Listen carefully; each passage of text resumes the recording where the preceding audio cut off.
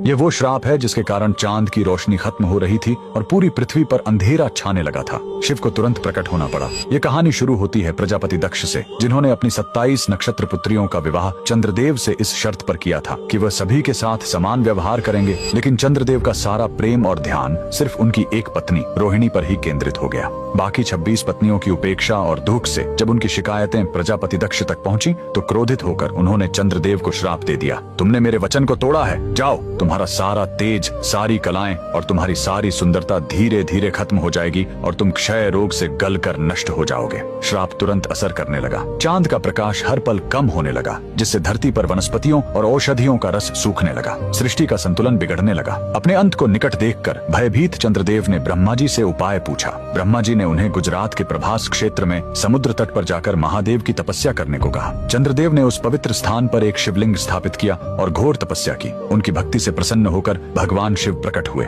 उन्होंने कहा, मैं दक्ष के श्राप को पूरी तरह खत्म तो नहीं कर सकता, लेकिन उसका प्रभाव कम कर सकता हूँ। शिव ने वरदान दिया, तुम कृष्ण पक्ष में 15 दिन क्षीण होगे, लेकिन शुक्ल पक्ष में 15 दिन फिर से पूर्ण हो जाओगे। उन्होंने चंद्र को अपने मस्तक पर धारण कर लिया और चंद्रशेखर कहलाए। और जिस ज्योतिर्लिंग की चंद्र ने पूजा की थी वो सोमनाथ, सोम यानी चंद्र के नाथ के नाम से प्रसिद्ध हुआ। और यही सोमनाथ मंदिर भारत का पहला ज्योतिर्लिंग आज भी गुजरात के वेरावल में उसी समुद्र तट पर शान से खड़ा है, जहाँ चंद्रदेव ने श्राप से मुक्ति पाई थी। लेकिन रुकिए, इस मंदिर का एक और रहस्य है। यहाँ मौजूद बाण स्तंभ यह बताता है कि यहाँ से लेकर दक्षिणी ध्रुव तक समुद्र के रास्ते में कोई जमीन नहीं है। भगवान शिव के भक्त कमेंट में हर हर महादेव जरूर लिखें।